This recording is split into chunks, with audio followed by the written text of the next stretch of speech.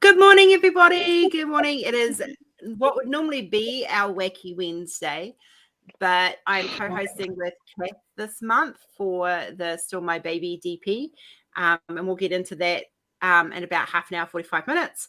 The rest of it is just normal schedule, and yeah, we have the lovely Emily here, who, of course, we have a pen. We have a surprise tonight. No pen. No pen? Well, sort of a pen. A surprise box? A surprise box. Oh. Yes, but shipping is kind of stinky. Stinky. Yeah. So if you win it from overseas, outside of America, please understand. Yes, I have all the shipping rates, so I will You go want over that. Yes. Yeah. Go. Hello, Miss COVID Jumi girl. Hi. All right.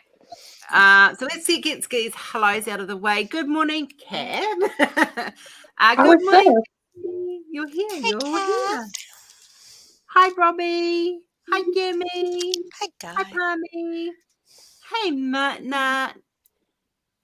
Sarah Diamonds. Hi, sweet. Sarah Bright. Hello, honey. What a gorgeous thumbnail. Brought test my item when the babies are lost. Well, it's one I was going to release this year, but I haven't. There was a lot of hold-ups in June, July, August, as you guys know, and I'm still catching up from all of that. So it didn't get put out in time. Hello, my sexy thirst trap, Jay.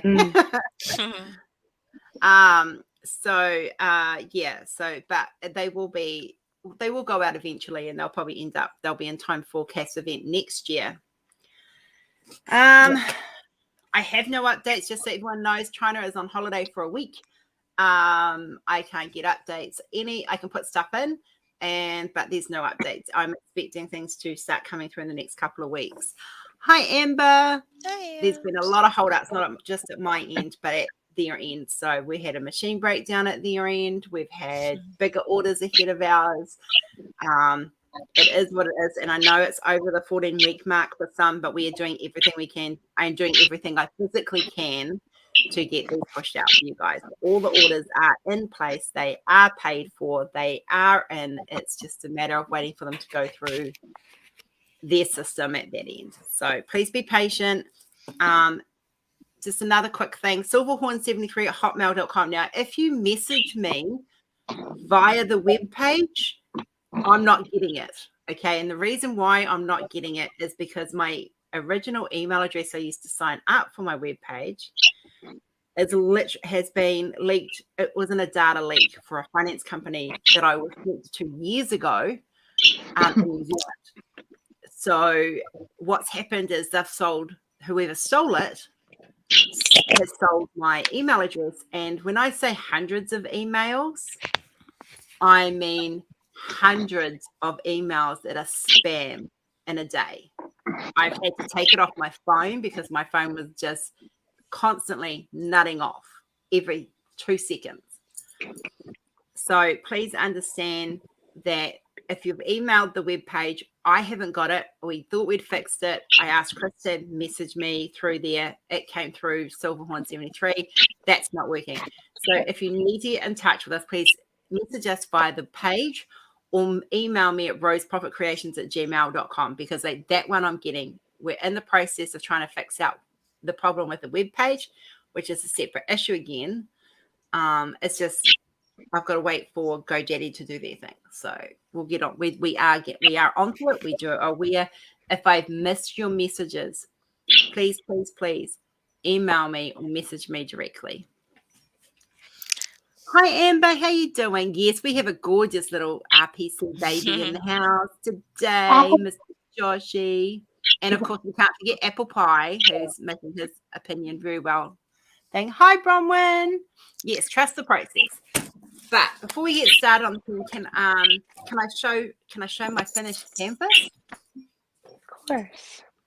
So this is my 5th finish this year. I've done really well this year. Good job. Yay.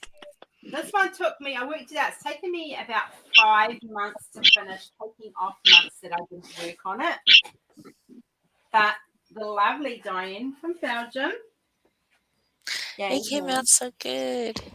It did. I'm going to hang it sometime this week.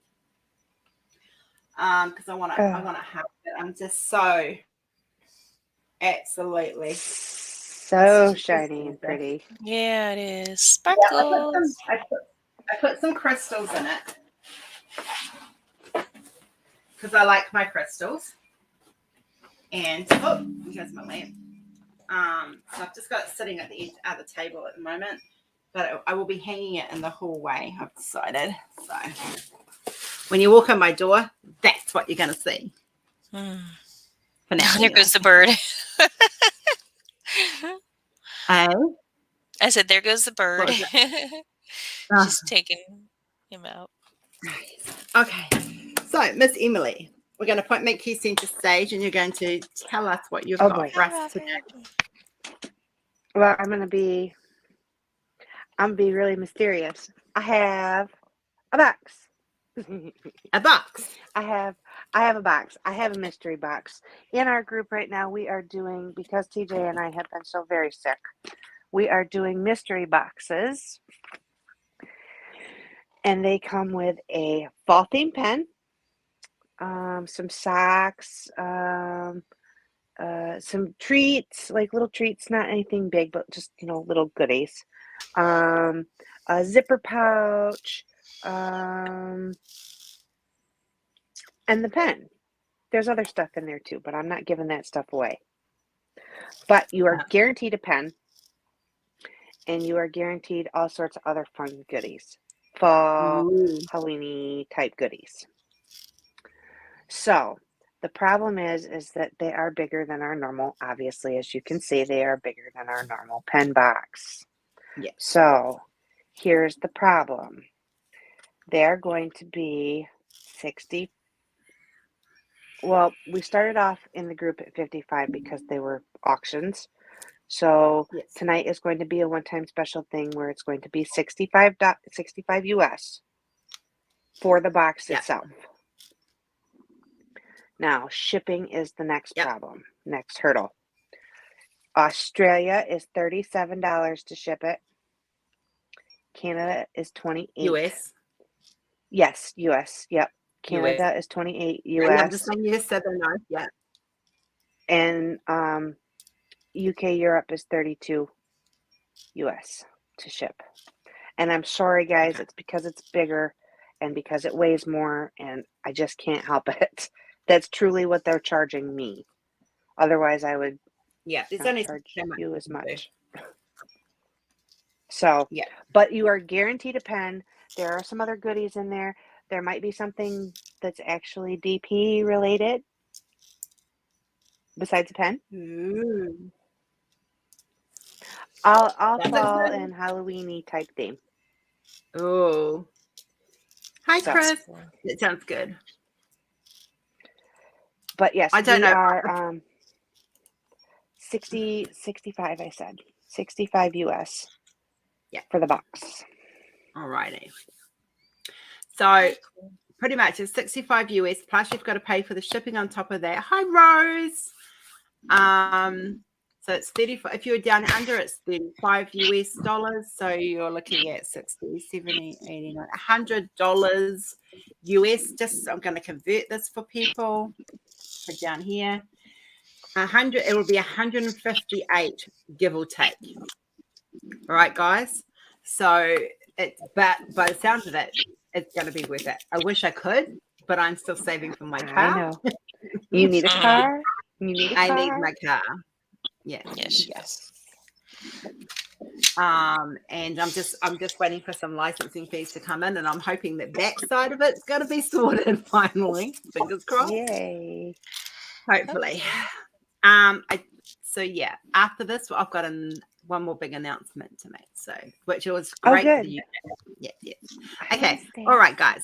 All right. So we're going to, if you are interested and you are wanting to buy this awesome, amazing surprise box, which if you've never had a surprise box from Emily, you don't know what you're missing, because like TJ and Emily put so much into these boxes.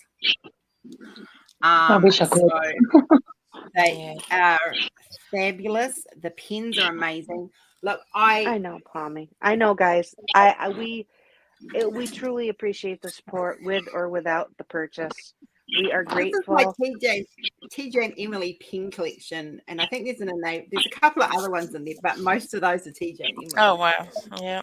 So trust me when I say these pens are amazing. All right, guys, we're going to click start, and you guys are going to, if you're interested, me please it. If not, that's okay. We don't mind. We're not It is offended. just fine. Nope, not offended at all. I figured since we're offering them to the group that I would offer them to you guys. Chris is me Oh, pleasing. Chris. Oh, I haven't even got my wheel up. Damn, I'm out of practice today. Was up late night painting. Berta! There's a Berta in the house. Hello, my lovely Berta. How's your puppy? How's your baby? Aw. So we've got Chris. Oh, I still love everybody, whether you me please or not. We still love everybody, and we're so grateful for your support, and we're so grateful that Rose has us. It is just it makes our life better. So we are definitely like there's a few companies that I work with, and some of them are diamond painting companies, and it just goes to show that this community doesn't have to be toxic. Right. Yeah, it doesn't have to be, but no. Unfortunately. Yes, unfortunately there are some. Yes. But it shows that companies can work together without there being issues. Hello, Mr. JJ. Yes. Hello. Yes. Josh, you're the star of the show, isn't it? Come on. Yes, it did. All right, so we've only got Chris so far. That's okay. If Chris is the one that wants it, then we can spin the wheel and do the yay for Chris. He wouldn't not. I wouldn't get away with not doing that with him.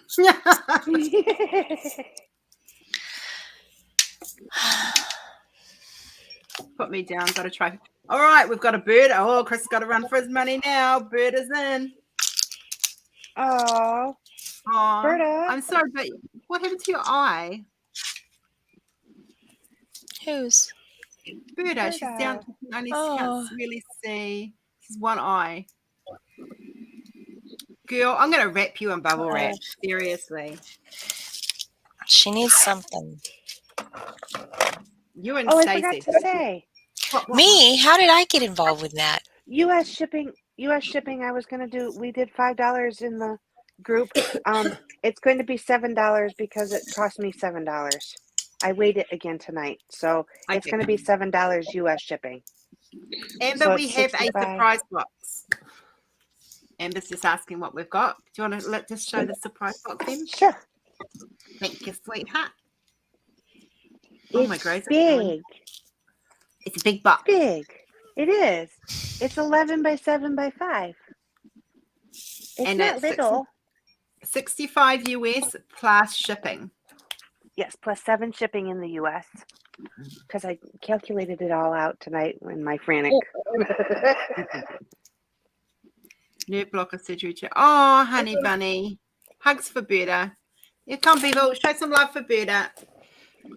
Loves for Berta. She needs some loving. Ooh, love you, baby. Aww. I don't know if it's going to come through as hearts. They're meant to be all hearts. Big hearts. Yeah.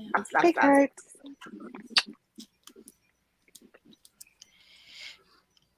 All right, so we've got Berta and Chris going once.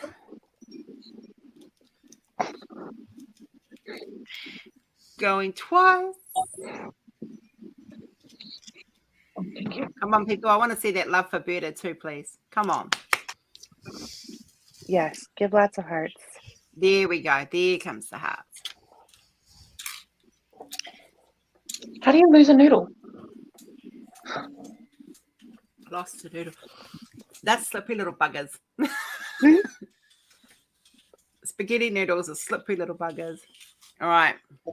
Oh, Philip with fork. I understand now. Okay. Yep. Hopefully that came through.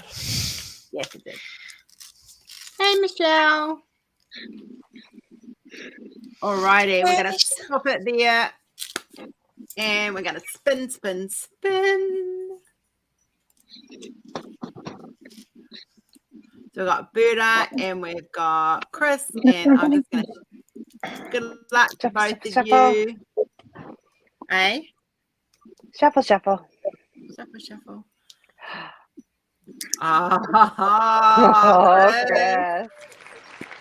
Yay. well done. Congratulations, Chris. Yay. I am sure you guys know. I'm sure you know how to get hold of her. No, I don't know anything about that. Nothing. Well I done, know Chris. nothing. Congratulations. Thank you, Chris. Yay. Bless you. I know he's coughing. What? He was sneezing earlier. And Jay, you're lucky you can see my face because this kid doesn't always let me have my face on camera. The girls was trying to send them a picture last night, and they got sent a photo of his ear instead. Oh. Yeah. All right. So congratulations, Chris. Are you sticking around, Emily, or do you have to duck off? See what time is it? Go right ahead and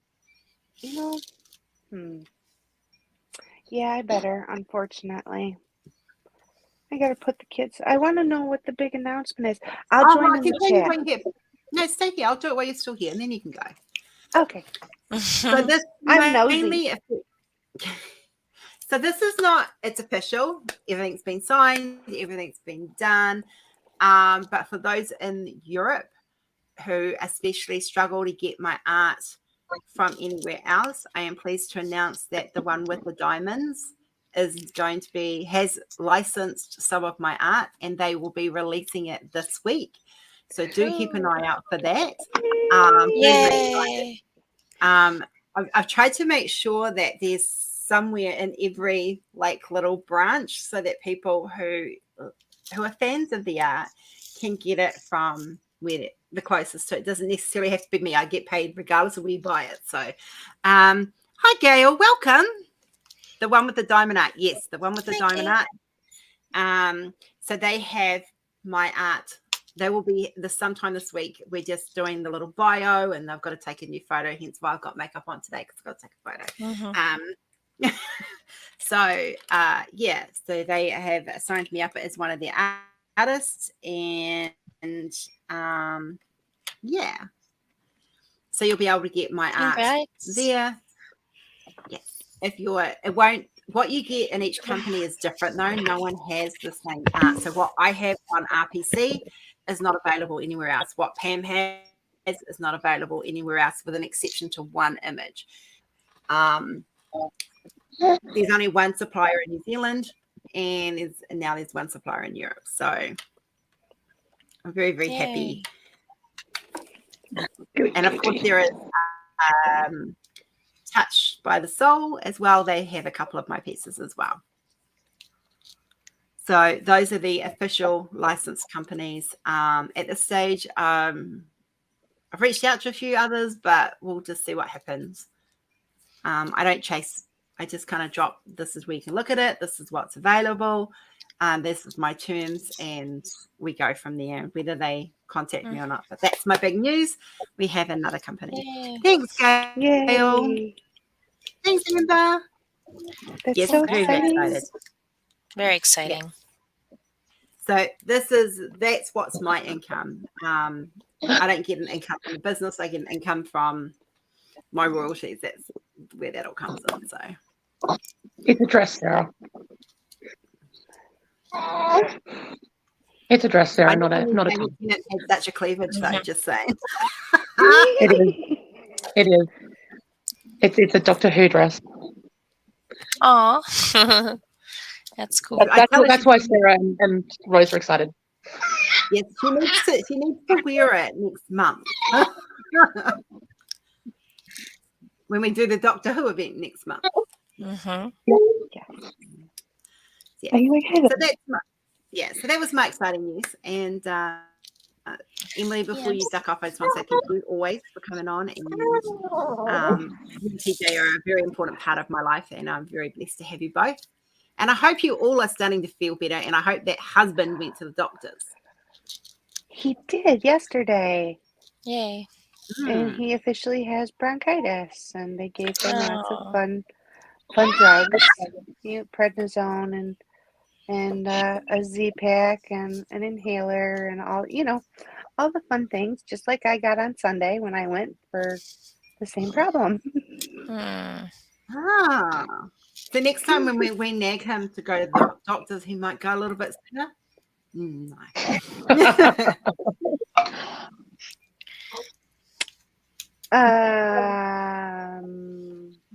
Probably not.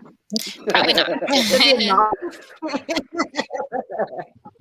Probably not. All right, my lovely. Thank Probably you not. for having us. We appreciate everybody. Always. Bye. You go Bye, and guys. get better. Love you.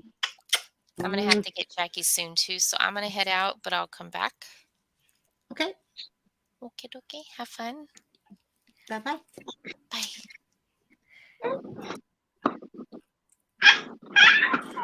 So, Yes, Josh. as you guys know, we need a minute. Can you explain a little bit about? We're going to do that right now, Amber. We're just kicking that off now. We just we wanted to get the other stuff out of the way first. So, as you know, we're doing this month it's Breast Cancer Awareness Month, but it's also pregnancy loss, miscarriage. So, whether you've lost an infant or had a miscarriage, regardless of the age, whether you've lost a older child, whether you're facing infertility, whether you've had a stillborn baby, regardless, because Cathe and I have both been through trauma, is a good way to sum it up, with loss and miscarriages and stuff. Cathe wanted to do this event, and I'm just helping her out this year to get it kicked off, and then next year she's on her own. So there is no prizes. It's about sharing stories, breaking the stigma that us women have to be quiet about it, talking about how it affects our partners as well, because it doesn't just affect us.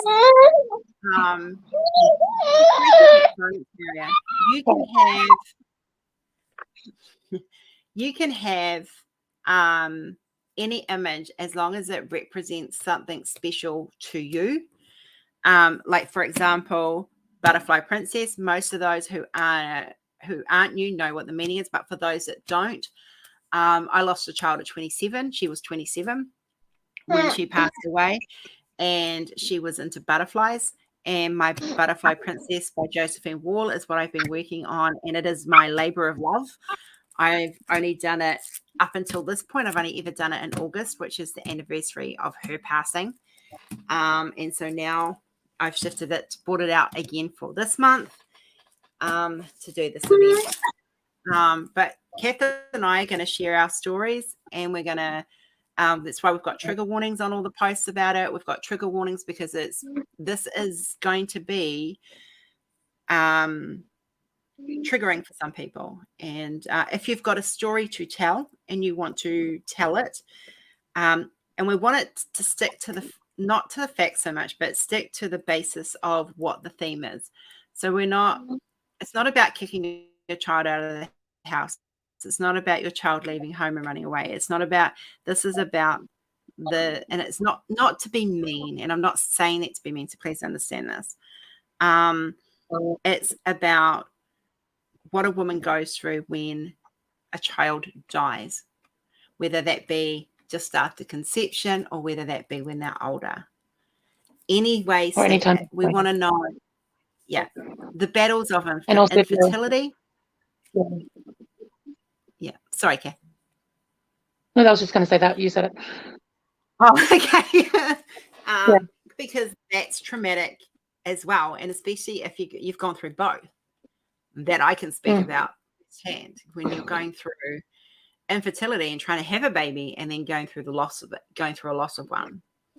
When you finally get that plus, or that I'm pregnant, that that positive test, and then a couple of weeks later you can miscarry, and it's devastating. It's especially when you've been trying for years to get pregnant, or you've gone through IVF, or you've had a what they call a chemical pregnancy, a medicated pregnancy, which is where you have Clomid to help you, or hormone drugs to help you get pregnant.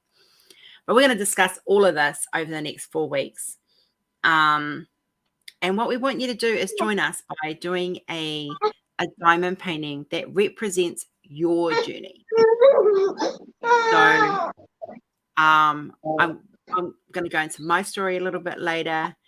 Kath's going to go into her story soon.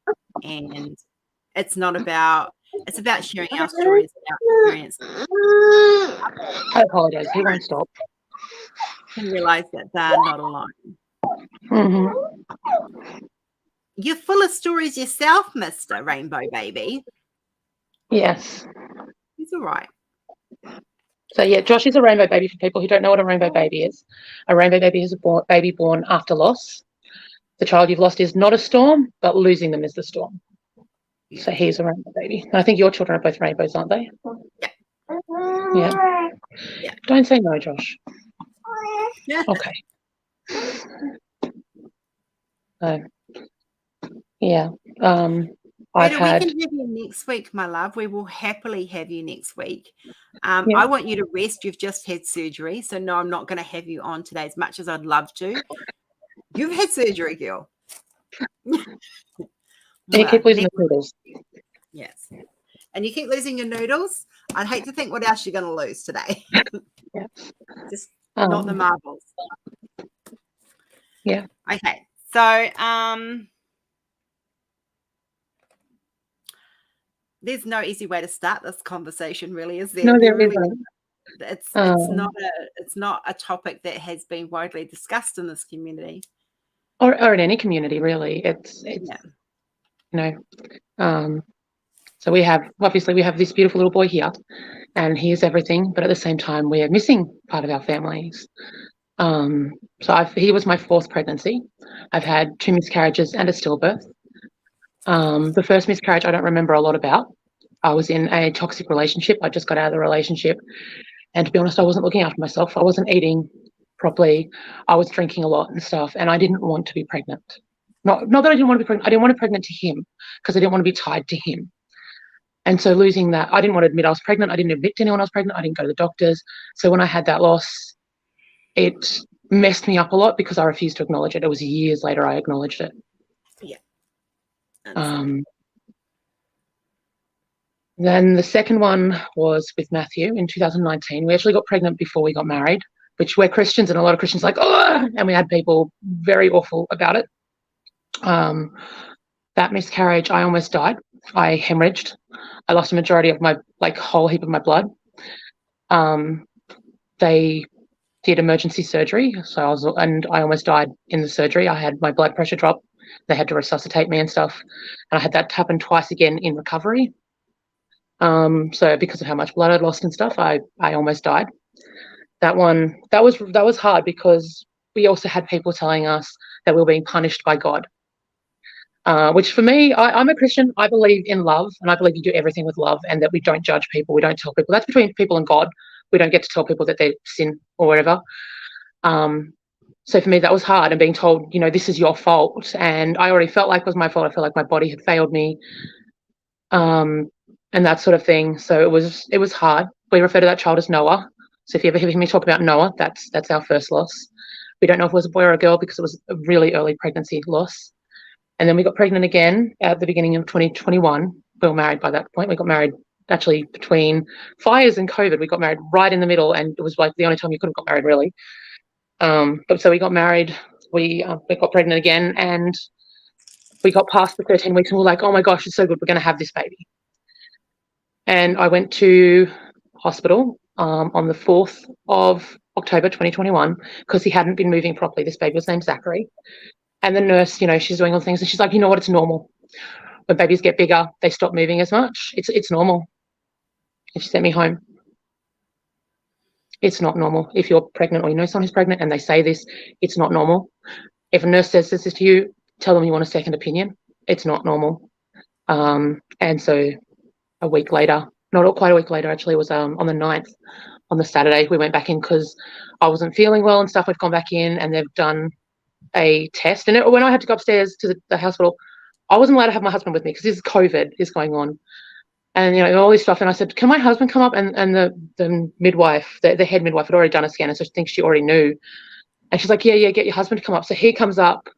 And then the doctor has come in. He's done another scan. And he said, I'm really sorry, there's no heartbeat. And I looked at him and I said, well, what do we do now? And he said, now we grieve. And everyone in that room was crying. The doctors, the nurses, every one of them felt it. We were at the hospital for another few days. He wasn't born until the Monday, the 11th. So that's next Wednesday actually is his birthday, I guess. So it was very hard. One thing people don't understand when you have a stillbirth is you still have to deliver that baby. Yeah. They don't do a C-section because they don't want you to have a scar, because that scar is something you have to carry for the rest of your life. And so you still have to deliver that baby. And it's hard. It's really hard. And then they tell you you can keep the baby with you, even though they're dead. And that's hard. So we've got photos. We don't share them because it's very confronting seeing a photo of a dead baby. They are beautiful photos. Yes. So Rose has seen them. A few other people have seen them. But my husband especially is not very open to showing them because he did show them and he had someone tell him he was disgusting for sharing photos of dead babies. And again, I had someone after that, Joshy, I went back to church and the same person who had told me that I was being punished when I lost Noah told me I was still being punished, that God was punishing me and that's why I couldn't have children. Yeah, I find it, I haven't really forgiven that person. I don't blame you. I seriously, I want to rip shit and bath right now. You know my views on this. We've spoken. Yeah.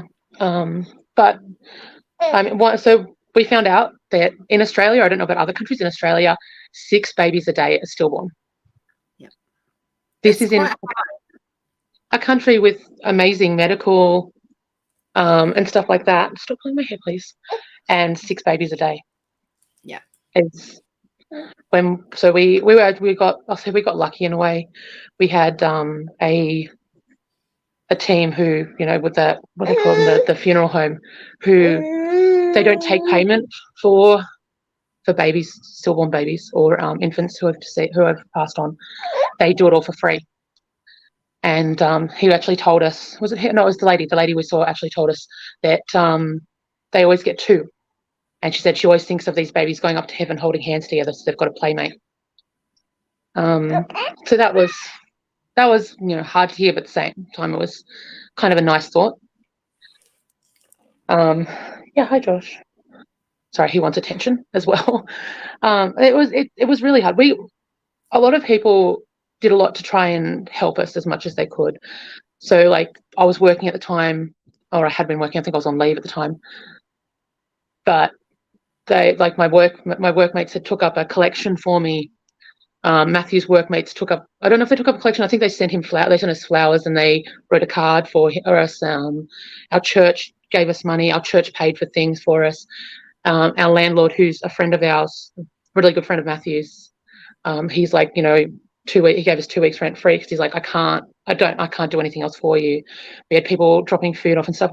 So in a way we were really blessed in that. But at the same time, it didn't take away that hard feeling. No, the empty nursery. Yeah, and you have people say things to you like, oh, it was God's plan. Oh, at least he's not in pain. You know, he's with God. And none of that made you feel any better. No. Even as Christians, knowing he's with God doesn't make us feel better because we didn't want him to be with God. We wanted him to be here with us. Yeah. And it was really, really hard. And even now, 2 years later, was really hard. The pregnancy with JJ was really hard because you lose that innocence. You don't believe after 13 weeks that you're safe anymore. The entire pregnancy, we were both on edge thinking, are we going to get to bring this baby home? You know, are we going to get there? So, and it was hard. It was really hard. There was a group of us who rallied around you through the pregnancy of Josh because thank you for the kisses, baby. Yeah, a lot of us knew what it was like to go through something similar. Yeah. I just knew I was having a hard time and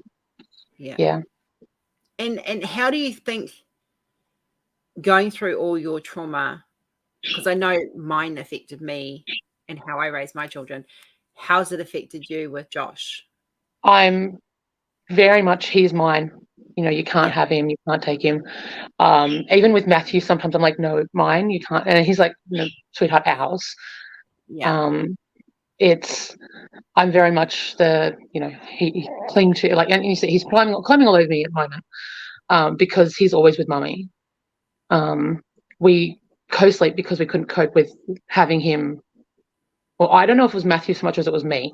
I couldn't cope with not having him right next to me in my arms, and I have hardly slept for the last 6 months, I'll be honest. I know, dude. So, yeah. I was the same with Jordan. I couldn't sleep with Jordan after many losses, and which we'll get into later. But, and same with Kenzie for the first 6 weeks. Yeah. No, there's a sense of guilt as well, because we get to experience the things with him that we didn't get to experience with Zachary. Yeah. Hey, brother. The things we get to experience with him, we didn't get to experience with Zachary. And so there's that guilt as well about it. And there's people who say to things like, well, now you have him, it doesn't matter that you lost the other baby. It's like, well, he's not a replacement. No, you know? He's more of a gift from Zach, I would say. Like, Zach's probably gone, like, you know, you've got to be good to mum because I can't be there. Yeah. Everything that Zach can't. Yeah. I can see him getting double the mischief because of it. Oh, he has attitude. I've no idea where he gets it from. Yeah, he's so dramatic. This kid, he was trying to crawl the other day, and he can't crawl, so he just throws himself on the floor and goes, "Oh!" It's like, yep, okay, yep. He's his mother's son. No, I know. No idea where you get that from. My sister Jonathan goes, "Oh, he's mini you." I'm like, yeah, he is. He is a mini you. He really is. But yeah, it does affect your future pregnancies and stuff, because the fear is there that you don't. I don't trust my body. I don't trust the nurses a lot of the time either, when they tell me something's going to be fine, and it's hard. Yeah. So what would be some advice that you would give to someone else who's going through what you've been through? One of the things that was important for Matthew and I, we found out all the statistics that a lot of families, they break up after they lose a child like that in any way. And so our advice to people is fall together, don't fall apart. So keep communicating with each other and, grieve together, not separately. Yeah. And that it's okay to grieve. If it's okay to be angry with your God, whoever your God happens to be. I mean, I sat there at night screaming at God, after Zach, that's okay. You're allowed to do that. You're allowed to be angry. Yes. We prayed for a miracle and we didn't get it, and we're allowed to be angry about that. But at the same time, you just have to try and take it from take the kindness from other people. Yeah, there is no time limit on grief either. No one has the right to tell you how long or how short you should grieve for at all. Grief is grief, and Bridie's been gone 15 years, and I still grieve her. Yeah, often. Bailey's been gone 25 years. No, Jordan's 23, 21 years. Still grieve her. Josh has been gone 31 years. Yeah. 31, 32 years. Yeah. You still grieve. I know, dude. I know. It's okay, Joshy. Everyone's okay. I know. Everyone's sad. I know. This month, I still grieve for her. I know you do, brother. And I know October is a very hard month for you. And I'm always here for you. Always. And if your darling Penny has in it, I think they're doing a him and Angie, is it? Doing the breast cancer awareness. Breast cancer, yeah. So if you want to do breast cancer, then go and follow Brother Jeremy, because I know he does the breast cancer awareness this month. I didn't release any canvases for breast cancer either, but there is cups up available. And I do have some really good art for it, but they'll come out next year. Yeah. It's been a hard year. So do you think you would knowing everything you've been through to get this little precious rainbow, would you go through it again? This is one of those things that Matthew and I have been talking about, actually, about whether or not we want to have another baby. And sometimes we say yes, and sometimes we say no. And at the moment, we're like, you know what, just leave it to God or the universe, whoever you want to call it. We just like, we'll leave it to God. We'll leave it to what happens. We went through a lot to get pregnant, because it was like, you know, timing it and doing all the temperature checks and stuff, and that takes the romance out of it. You know, the intimacy then isn't as loving as it could be. It's like, let's just do this and get it over with. And no one really wants to live with that. That's not fun. So I know, I have a story about that too. oh yeah, I know. She laughed. Oh really? One of these I days I'm going to even- get up there and I am going to have a hug from Mr. Josh. Yeah, he'll give people cuddles as long as he can come back to mummy. He's very much mummy's boy. Well, But, it helps yeah. that he probably knows my voice. Like, he knows my voice really well, so he's heard it often. Yeah. He looks like Yeah. he's going to sleep. At the moment, I think he's going to sleep. Yeah. Yeah, bless him. But it's amazing having him. At the same time, thinking we should have this almost 2-year-old like running around as well. Not to mention an almost 4-year-old as well, or around 4. that 3 or 4, I think. Noah would be. So I do know it's something in my head. So it's, you know, we should have these 3 boys getting up to mischief with each other. And Matthew and I joke that Noah and because I believe Noah is a boy. I mean, I don't know, but I had a feeling he was a boy. And so we think him and Zachary are probably getting up to mischief. We think Zachary is probably the ringleader, not Noah. Yeah. Yeah. So it was with his. So we had the funeral, obviously, because you have a funeral, but it was the middle of COVID, so we're only allowed a certain amount of people there. And we did a eulogy, and we talked about what we experienced with our pregnancy with him and what we knew about him. And people were amazed how much you could know through just a pregnancy. And some of these were women as well. It's like, well, you know, I paid a lot of attention to what he was doing. Yeah. And they do have like personalities right from the start. Yeah. Like, I know Kenzie's personality now very similar to what she was like as a baby, like in the womb. Like, same with Jordan. Yeah. Thank you, Amber. It's hard, but trying to break the stigma, trying to break the silence is why we're wanting to do this. Yeah. So. Well, I think it was a great idea that you had for this event, and yeah. I thank you very much for asking me to co-host with you. Yeah. And I don't think I even asked. I think I just expected you would. Yeah, you just kind of went, you're doing it. Yeah. Okay. It's. I know there's a lot in the community who've been through it, men and women. And one thing with Maddie, with my husband, is when we lost Zach, people would say to him, "Oh, how's Cathe? How's Catherine?" You know, and he'd be like, "Yeah, you know, she's doing this, she's doing that." No one asked how he was. No. They don't think of the man, and it's like it was his child too. You know, Zach's his kid too, and he had a hard time with the pregnancy as well because he was scared. After what happened, I hemorrhaged again with Zach, like because the placenta didn't come away. I had retained placenta, and so he was terrified he was going to lose his child and his wife. You know, and he had that fear. Yeah. It's not easy, Amber. No. Welcome back. And I can't. Mine's a hard one too, so I get it. So yeah. But just know that we're here, and we're loving you, regardless of whether you can tell your story or not. Yeah, you're not alone. Yeah, that was one of the other reasons, is we wanted people to know they're not alone. When I went through the stillbirth, I felt so alone, and then I found out people in my family who had been through it, like my sister's partner, my brother-in-law. Yeah. His first child with his ex was stillborn.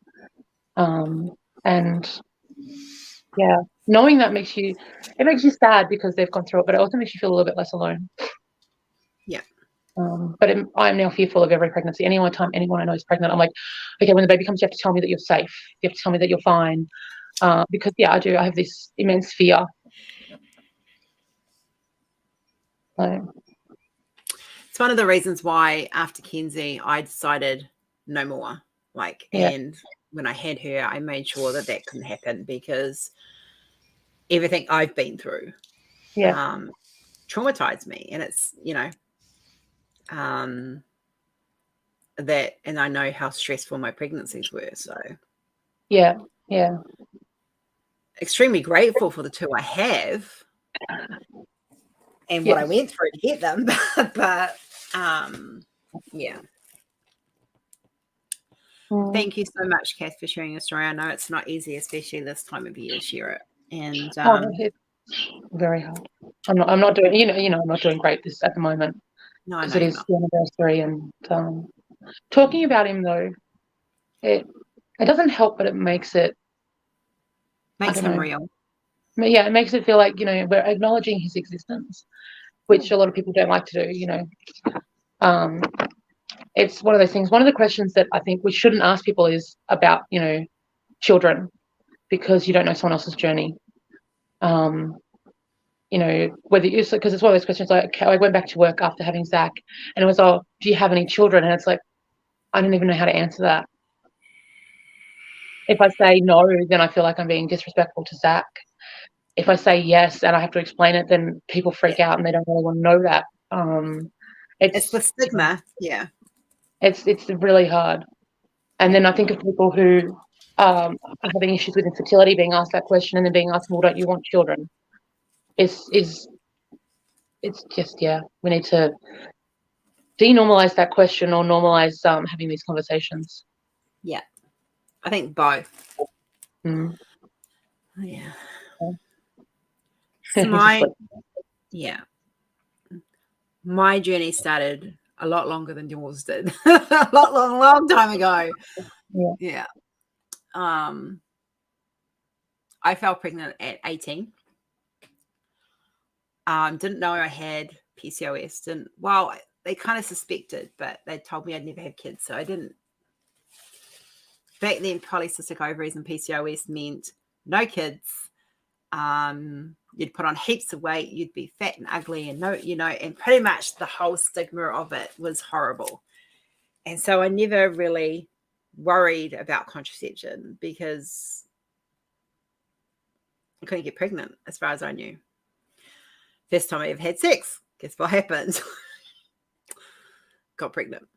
And and I think this is one of the reasons why I'm so attached to this little one, because my first one that I lost was a Josh. And I lost him in 18 weeks. And he was at 20. I think you had to be 20 weeks plus to be classed as a stillborn. Yeah. Hey, Joe. So that's where my journey began, was when I lost my first one. And he would be 31 this year in August the 15th. He would have been 31. There's the pity aspect when you tell them you have to give birth to still. Yeah, there is. You don't want the pity. You want the support, but not the pity. I didn't find a lot of pity. I found a lot of surprise that it didn't occur to them that you actually had to still give birth to that baby. Yeah. So, yeah. My mum didn't know I was pregnant with my Josh. Or my granddad did. And I lost granddad a few months before I lost Josh. And it was hard, to keep that secret. And I had I came from a family where you just didn't. I had my pregnancy for 18, 20 weeks. Easy. And being a bigger girl was easier for me to hide the pregnancy because I just looked like I'd got fat. So in a nutshell, I've got, not including Brady, who we'll get to in a minute, I've had 12 miscarriages, including Josh. And so I battled my first marriage. I battled infertility. We got pregnant, lost twins. That's only confirmed twins that I know of lost. And the only reason why we know that was because there was 2 empty sacs when I had a scan done. I was 8 weeks pregnant and I lost them. I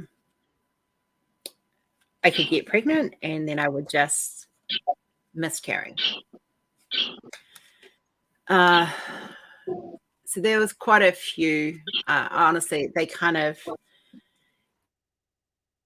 they blur a lot. My story does blur. I battled the infertility with every time I wanted to have a child, I'd battle it. And it wasn't until I got with Kenzie and Jordan's dad, Pete, and I'd been rushed to hospital with cystic pain because one of the side effects of PCOS is cysts on the ovaries. And when they burst, they're painful. And we got this doctor, and his name is Stuart Hasey, and he's an infertility doctor. And Pete and I weren't married. We'd been together for about maybe a year. And he came from a very Christian family. I wasn't. I became a Christian after that. I'm not Christian now, but I was at that time.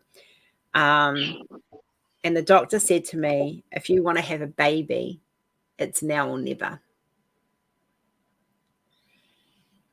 And we will help you.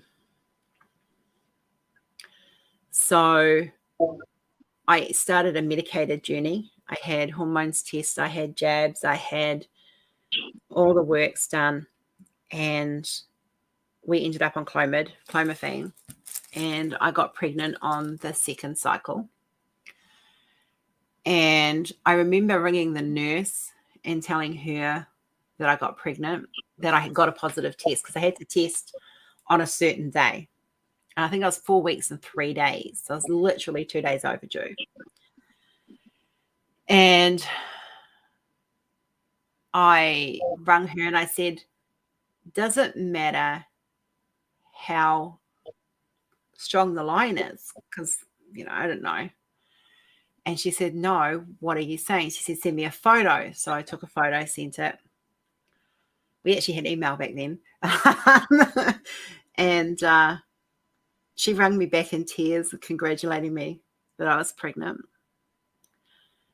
About a week and a half later, I started bleeding. And I was just like, by this time, I was like, oh, here we go again. And it was very much, here we go. I couldn't invest my heart. I think by time Jordan came around, I'd had 6 or 7 miscarriages. And I went to the doctor and they said, oh no, went to like the emergency, and he went, you're miscarrying, you've lost your baby. And then a couple of days later, I'd stopped bleeding. Like the next day I stopped bleeding. It was just like done. And I thought, okay. And I had to go back and get my HCG levels tested to make sure that they were going down, and they were going up. So by this time, I was probably about 8 weeks, and they did another scan, and they picked up a heartbeat, and that was Jordan. And I've never cried so much in my life. Like, seriously, just we know that he was a twin. And he didn't find that out until later. It's not that I hid it from him. It was just something I waited for the right time to tell him. So he was a twin. And his pregnancy, other than a split pelvis, was great. I enjoyed the pregnancy. I read to him. I thought, if this is going to be my only pregnancy that makes it, I'm going to enjoy every damn minute of it. And so I did. And I was nervous the whole way through. I had tests and scans the whole way through to make sure. And I remember finding out he was a boy and crying because I knew Pete wanted a girl. And the guy, the radiologist who was scanning him, doing the scan, he goes, do you want to know the sex? Because we'd gone to one scan and Jordan was like, legs crossed, you couldn't see anything. And then it was like, we were like 32 weeks at this point. And I was like, yep, sure, let's find out. And he goes, I've always wanted a son. So I've always wanted a little boy that I could call Igor. Like, I burst into tears because I knew because Jordan was we always were calling the baby Stacey Amber because that's what the baby's name was going to be, because we assumed it was going to be a girl, Stacey Amber, and it turned out no. And then we had to automatically come up with a boy's name, and so his name got drawn out of a hat, literally, his first name. But Jordan was born. It ended up being a C-section. I almost lost him at birth. I remember having an epidural, and I tell you what, when they tell you your mother instinct kicks in, it does. I literally got off that bed with having a full epidural, working epidural, and I was going to punch the registrar in the face because my son's heart rate dropped to 59 and he was dying. I found Noodle. I'm glad you found the noodle, Berta. So obviously, most of you guys have met Jordan on here. And he'll be 23 this year, graduating animation college with a master's, and absolutely blown away with what he's accomplished. But then my journey began again.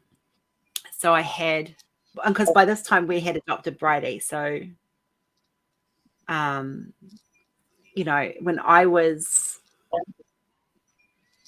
25, I think, she was 16, and she came into my life and I adopted her. And she was my daughter, and I might not have given birth to her, but she was mine. And I was her mum. And she had two mums. She had her biological mum and she had me. And that's, out of all the losses, the one that hurts the most. And we'll get to that because that's going to make me bawl like a baby. So in between Jordan and Kenzie, there was another 6 miscarriages. One of those was Bailey. So Bailey was due Christmas Day. We found out when Pete was 40 that I was pregnant, and I was 6.5 weeks. And so we figured, because my miscarriage rate was around about 4.5, 5 weeks, I'd miscarry. So we'd find out I was pregnant and then lose it. And so that's why I got so numb. But we figured at 6.5, 7 weeks, we were getting close. We were okay to kind of say, announce on its 40th that we were expecting another baby. And 2 days after, I lost the baby. And that's the one we named Bailey.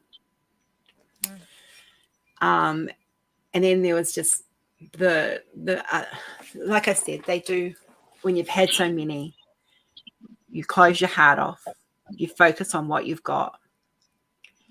And so we tried again.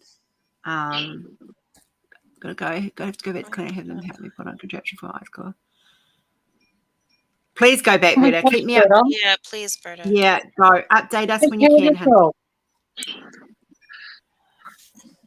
Get better, It's sweetie. not sounding good. It's not sounding good at all. That's scary. So I had a miscarriage a month before I fell pregnant with Kenzie, and I was done. At that point, I was literally done. I came off all medication. I was just done. I was like, no, John's going to be an only child. No, please go. If it's 20 people, please go. Just don't say goodbye. Love you. Go. Keep me updated. I'll check on you in a couple of hours. So by the time that was done, I was done. I ended up with a strep. I ended up with bad strep and chickenpox, and was laid up in bed. Was just recovering from that. Obviously, it was Pete's birthday bonk. And I fell pregnant with Kenzie. Now, I didn't find out till 5.5 weeks that I was pregnant. And the only reason why I found out, because I was so by this time used to my periods not coming. You know, they come and go, and it was a non-medicated cycle. Was I was going in for it to see my doctor for a knee injury, and I had been battling for over a year. And I knew she was going to ask me, had I tested recently, before she could prescribe me the pain meds. So Pete went down and got a test. I was talking to my mum on the phone. Pete, like I dipped it. It was sitting on toilet paper next to my laptop. And I looked down and I started crying because there was a positive. And I was 5.5 weeks pregnant. And my mum, I was talking to mum, and she's like, what's wrong? And I'm like, I'm pregnant. And she's like, and she was kind of shocked too, like, you know, and I said to her, don't get your hopes up. That was the first thing out of my mouth. Don't get your hopes up.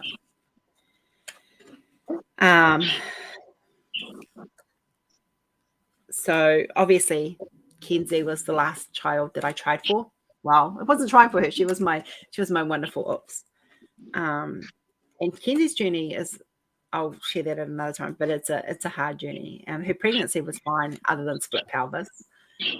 But I was walking and swimming all the way through her pregnancy. I lost 20 kilos while I was pregnant with her. Wow. You know, she was born, and then we found out that there was something wrong with her. And this was before we knew about the autism. And we went through a lot of trauma with that.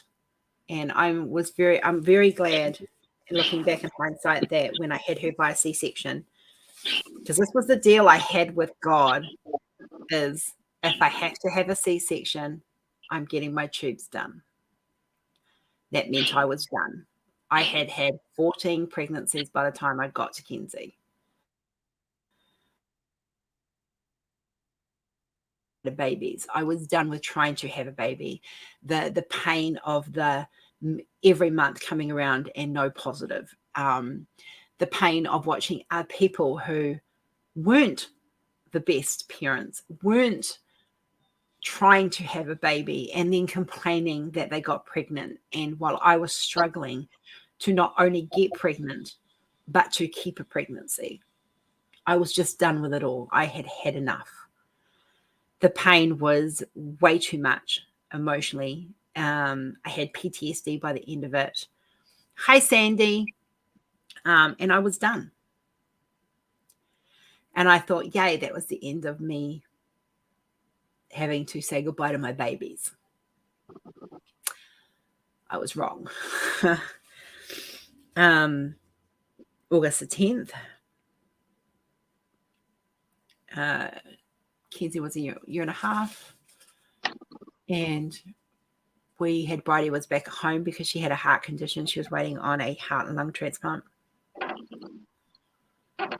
And that day we lost her at 27.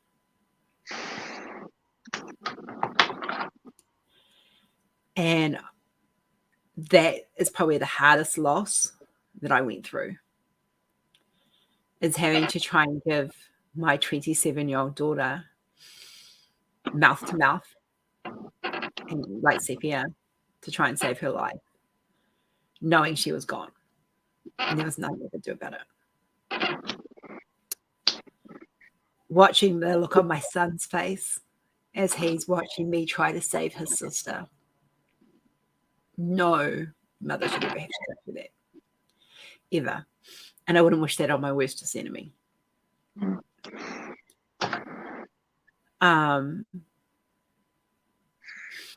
Bridie left behind a little boy, Brandon, who is now 18. And he has a new home. He has a new family. And they look after him really well. And I get updates from him as well. And he's like Kenzie. So he's on the spectrum as well. But last I heard, he was still nonverbal. The one word he's always been able to say is nana and mum, because we were the two of the main women in his life. Losing Bridie changed my life. My marriage fell apart. Not because of her dying, but it didn't help things at all. There are other things in factor, which I'm not prepared to make public. And I've tried very hard. Grief doesn't end. Grief doesn't stop. Just if someone says to you, it's been so many years, you need to stop now. It doesn't. She was my daughter. She grew in my heart, not my womb. And it was very traumatic losing her. Watching her suffer leading up to that, watching her struggle to breathe, watching her turn blue as she struggled to get oxygen into her system, and watching her slowly drowning in her own blood was not good. Trying to explain to her brother what had happened and why she had to go. And we did the whole yelling and screaming at God too. Like, that was the day I actually turned my back on Christianity completely. That was when I shut the door. Because I was angry, and and I still am a little bit. Why would a God who's meant to be loving take a grown-ass woman who was loved by her family, who her son needed? Why? You know, I to this day, I still struggle to get my head around that whole thing. That I remember most of that day. There are patches where I remember someone handing me food. I was smoking back then. So I remember someone handing me cigarettes. Someone was, I think, my bestie was rolling me cigarettes. And if it wasn't for her and Daryl, my children wouldn't have been fed, I don't think, for that first couple of weeks. They were feeding my family. They lived 4 doors down, and they were bringing food up and helping look after Kenzie, because Kenzie was like 1.5 and just started walking. And it was like waiting for her autopsy to come back, and waiting, having to work with her biological parent to try and get her funeral arranged, and I had Brandon, and then them refusing to give me Brandon back because they took Brandon, and then gave him back. I need to whip him away again, and then keeping him from me for years, and then me finding out that he's in foster care, when she could have just given him back to me, and I would have gladly had him. But knowing he's with a good family is good. Like, Trina is great. She's a great mum to him. And you just never forget. I've had a journey of 32 years of loss and struggling to get pregnant and fighting to get pregnant. When I started trying for Kenzie, they said it won't happen. I'm good at proving people wrong. Morning, Rowan. Hi, Deborah. Everybody has a story. Mm-hmm. Everybody has something in there, or knows someone that they're close to who has gone through something similar. And I have days still where I struggle, especially in August. August is a rough month for me. I pretty much go off the radar completely. I have Josh's, and I have Bridie's, and then I have my dad's, and they're all in the space of 2 weeks. Like, it's a rough month and I hate it. I hate August with a passion. Not fond of October either, for that matter. So, I hate October. yeah. You have Zachary at the beginning of the month and Noah at the end of the month. Yeah. Noah was actually, it was around Halloween that we lost Noah. With Zachary, I went back to work in May, and May's Mother's Day, so I've gone back to work and maybe hit by Mother's Day, and that was awful. Probably not good planning. No. No. And people don't seem to understand that the ripples, like it's like the ripples in a pond. They go on and they never really stop. It affects your life, the rest of your life. So like with Zach, like with his, so we had his funeral and stuff. We came home from the funeral. I threw up. Yeah. I came home and I threw up, and then I laid on the bed, and Matthew and I cried ourselves to sleep. And that's how we were for a few days. We were just not. We were barely surviving. We got a full autopsy done because we wanted answers. There was no answers. They said they think something went wrong with the placenta, but they don't know. And there's the guilt of things you did. Like, so I had the COVID vaccine on the 30th. The last time I felt him, on the 30th of September, the last time I felt him move was the 5th of October. And so there's the guilt of, well, if I hadn't have done that, would he still be here? If I hadn't have listened to that nurse, then would he still be here? Hi, baby, mommy's okay. It's that guilt that you live with, and it never goes away. And it affects the rest of your life. Big love, Sarah. We love you, Sarah. We hope everything's okay. Baby. Yeah. Yeah, I had to reach. Yeah. It's hard, and this is a hard topic, and it's one that we talk about more. Wait, Jimmy Gill. You're muted. I am now. Yeah, I had it reversed. I'm sorry. But yeah, it is a hard topic, and it is one that affects many people. And with losing Bridie, you're terrified as well that you're going to lose your other children. I'm sure that something similar is going to happen.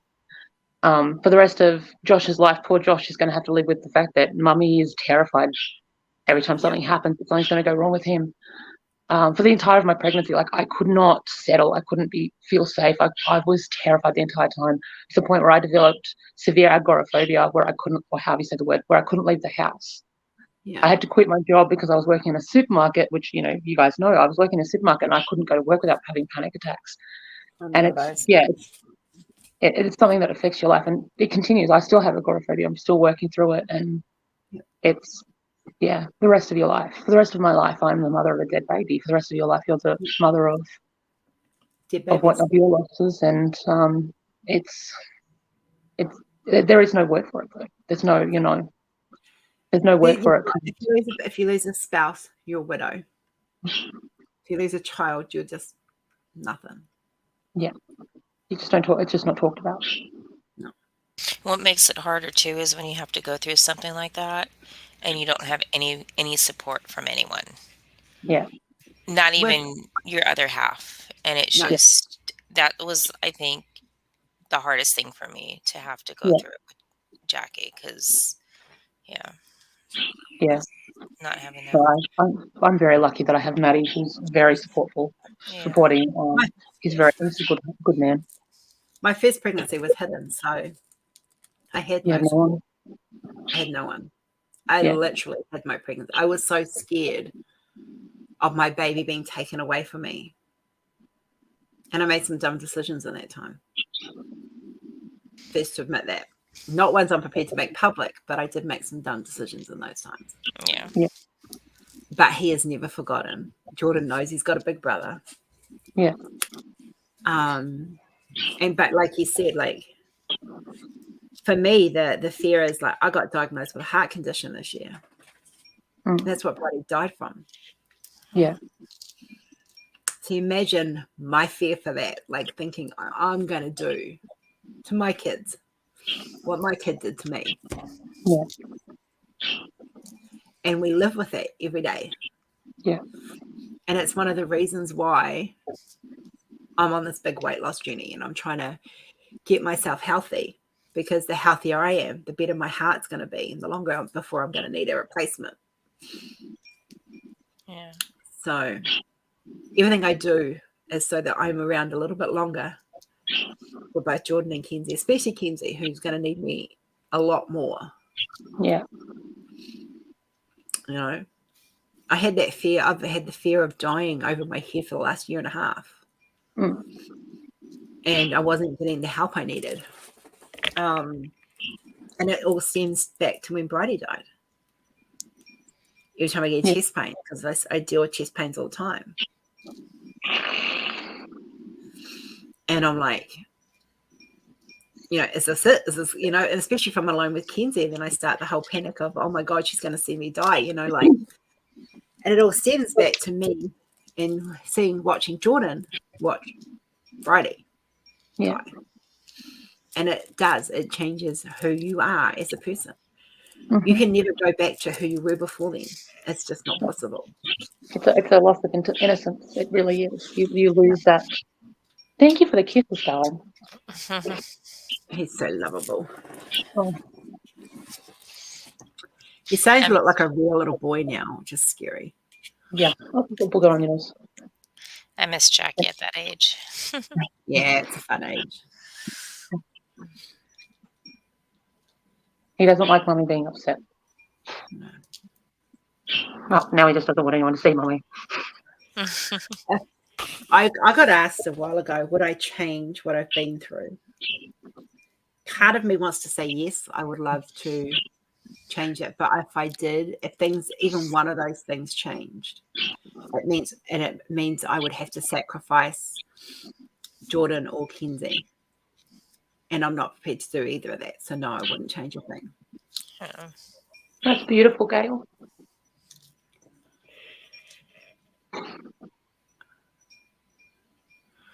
Oh, Gail, honey. And you know, we're here for you, and we're that we know the feeling is awful of losing a child. Yeah. And we don't know what your story is, but that first year is always the worst. And it really is the worst. You have the first of everything to go to face alone. Yeah.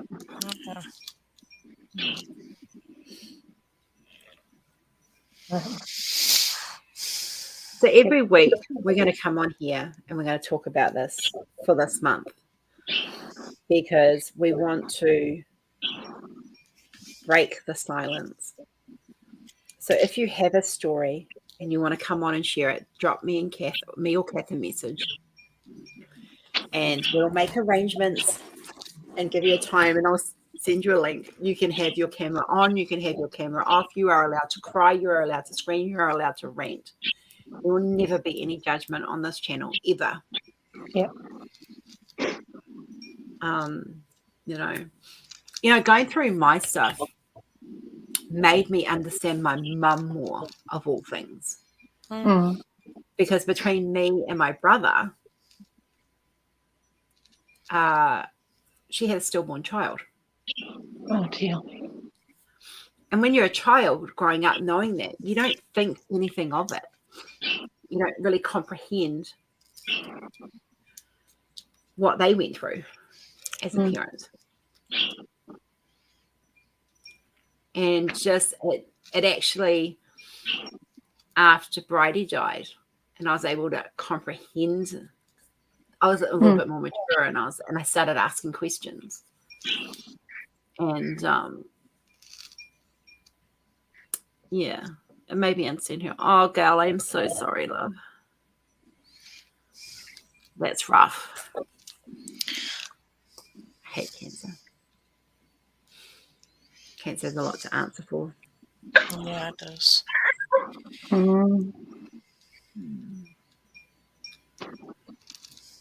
You know, I watch how strong Jordan is, and the strong man that he's grown into be. And I'm so grateful for that, as I'm sure Gail is for her son at 19. Yeah. Jordan was 8 when Bridie died. Thank you for the kisses. He's such a kissy baby. He is at the And moment. this is why. Has he got smiles, Mr. JJ? He wants to give mom a big old wet one. Yeah. Oh, last I night love he was those kissing me all open over mouth the face. kisses. My face was soaked. A big old Yeah, mouth. those open mouth baby kisses are just adorable. Disgusting and fantastic at the same time. Yes, Mhm. especially if they've got Yeah. snotty noses. Oh. Thanks. I remember Hey. Jordan's first cold when he was a baby, got his first cold, and he was at about the same age as JJ is now, doing that open mouthy kissing. And he literally, he was sitting on it and he just pulls himself up and puts his whole mouth up on mine, and it's just like snot everywhere. Like I just wiped it like 5 minutes ago, but it was Mm. Yeah, he's 6 months now, so it's gone really quick. And every day I'm still terrified that something's going to go wrong, and the one advice he's wonderful. I will give to anyone who is, if you're going through infertility, don't take no for an answer at all. Like that is my advice. If I had taken no as an answer, my 2 rainbows would not be here. Yeah. If I had not stood up and done the whole, I'm going to fight for my children, especially like, and I've carried this on even with Kenzie and everything she's been through. I don't give up without a fight.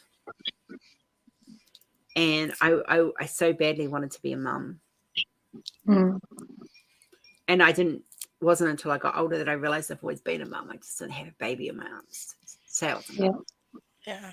Which is why I said when you said to me you weren't, there was one line when one conversation you and I first had, and you said, I'm not a mum yet. And I'm like, yeah, you are. Because just because you've lost a baby doesn't mean you're not a mum. And that needs to be acknowledged. Regardless of whether you've had a stillborn or a miscarriage, if you have been pregnant, you are still a mum. And that is why we're doing this event. Still your baby. Yep. Oh, Deborah, I wish I didn't have to share this group with anyone. I really don't. I wish it wasn't. Gail, you and I, what was that? Sorry, Kath? I said, we wish this wasn't a thing. We wish this didn't have to be a topic, that it didn't exist. But, And Gail and I are in the older child loss category, and that's just as hard as this one. Yeah, but regardless of whether you lose them at 1 day or 100 years, you haven't loved them for as many years as you'd like to, because you want to love them for all eternity, and you want to hold them, keep them safe. And I think we feel like a failure as a mum when we don't get to do that, when we can't make everything okay. Yeah. Yeah, I sometimes sit there and wonder why you would think of everything now, like my life where it was to where it is now. Like I'm not even in the same country, for crying out loud. And she knew Rory, because Rory was a good friend of mine way back then. Yeah. So, but I remember this is one of the reasons why I'm doing Butterfly Princess, because I remember I had this conversation with her. We were sitting out on the porch of the house, and this was probably about a month before she passed away, and we started kind of facing terms that we needed to do the hard talk of what if. Yeah.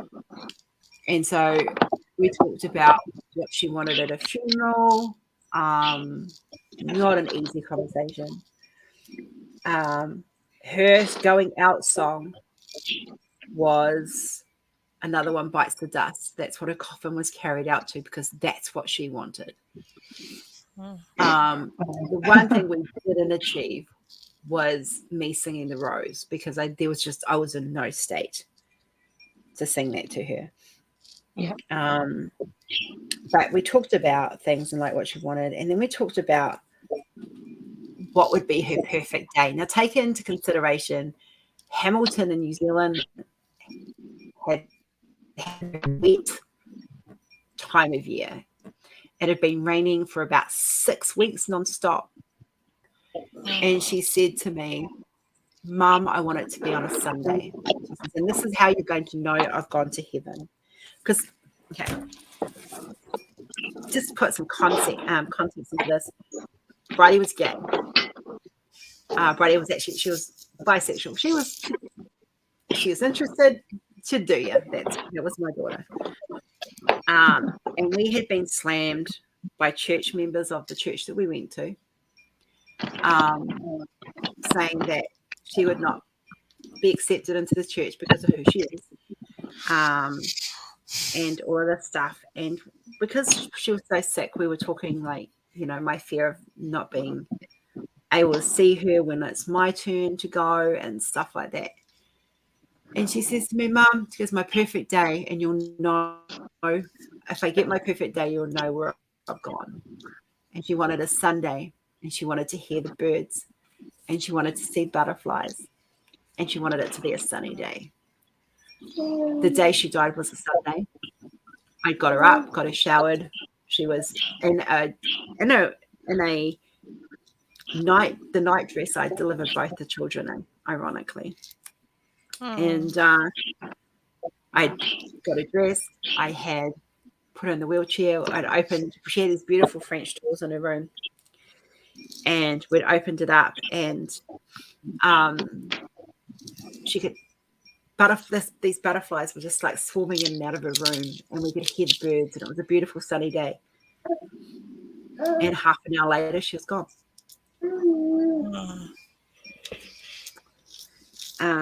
She got her perfect day. That's what she wanted.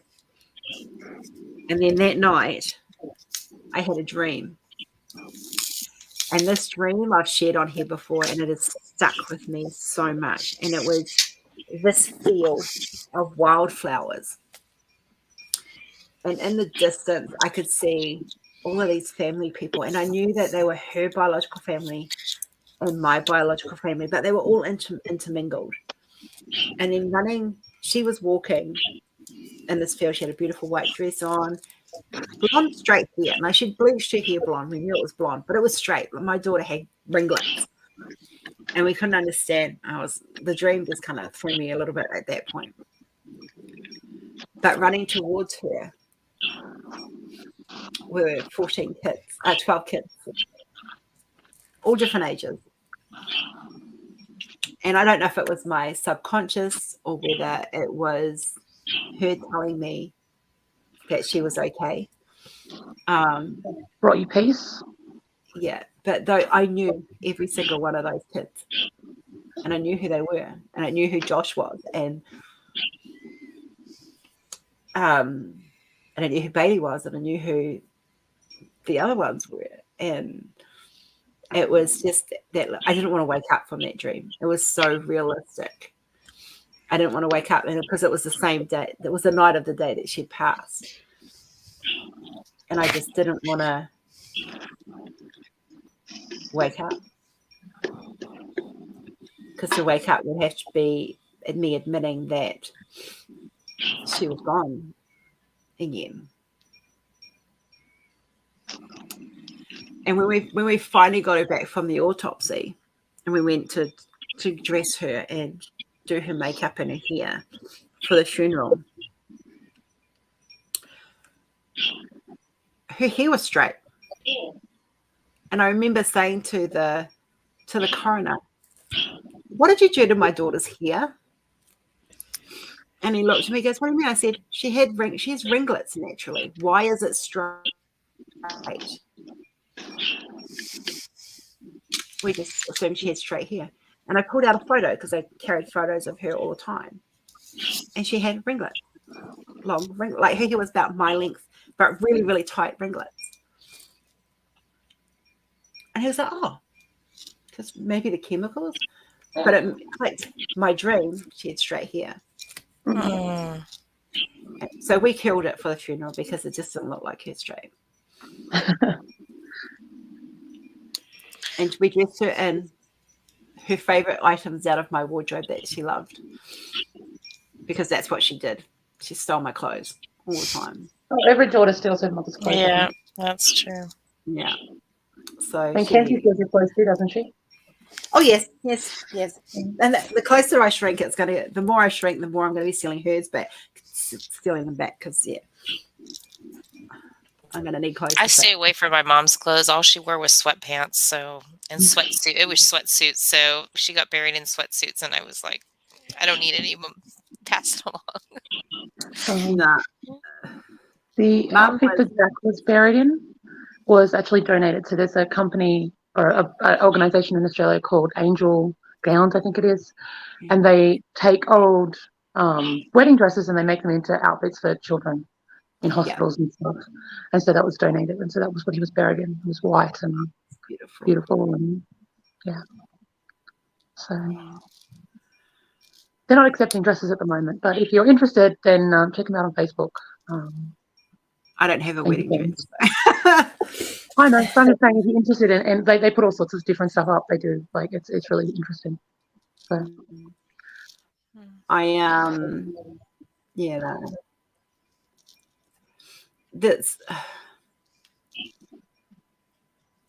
it's a lot of trauma to go through when you lose a child, regardless of how many. Because when you go through it again, it just triggers that old trauma again. It just PTSD. Yeah. One of the reasons why I have PTSD is because of the amount, So I remember when Kenzie got sick, it's because at 6 weeks, Kenzie stopped breathing. And I was freaking out, and they were going, oh, it's because of all your losses. And you're just freaking out. There's nothing wrong with her. Once again, I kept pushing until I got a doctor who actually listened. And they found out she had lactic acidosis poison from a medication that they gave me, which is why I hate metformin. That's why I won't take metformin. One of the reasons. And went through my milk supply and poisoned my daughter. So she had lactic acidosis levels and high enough to kill an adult. And that was when they told us that she had would be lucky if she made a year. She's a very strong girl, that one. Yep. In a few months, she'll be 17. That's Do I feel old? One thing I've learned since having JJ is that no matter what you do, someone's going to judge you for it. Like there's always someone judging you. So like I'm not able to breastfeed. I wasn't able to. Multiple reasons that I don't really want to get into, but it wasn't a choice that I made to formula feed him. But the amount of people who guilt me over it is insane. Yes, baby. He's a fed baby. Who gives a shit? Like He's I'm doing sorry. well. The closest I got to breastfeeding was with Kenzie. Look how that turned out. Yeah. Jordan, I was like you. I was guilted so badly about breastfeeding that I had literally Pete standing behind me with a bottle and a tube running down to my nipple to try and stimulate milk. No one thought to check to make sure I had breast tissue to make said milk. Didn't have the milk ducts to make the milk. So there was just not going to happen. I did that for 2 months after he was born when he nearly starved to death before they realized I had no milk. Well, Josh ended up in hospital at 3 days old because he had lost a significant amount of weight. Yeah. So, I know. But look at him now. He's like doing well. He's a happy 6-month-old little boy. He's a rat. He is a ratbag. He's a ratbag. Oh, thank you. Thank you. We love our rainbows. Yeah. We do. So it's but I'll be honest, there's a lot of PTSD, and even like for my entire pregnancy for him. Pregnancy is a PTSD trigger for me. Yeah. So it was hard.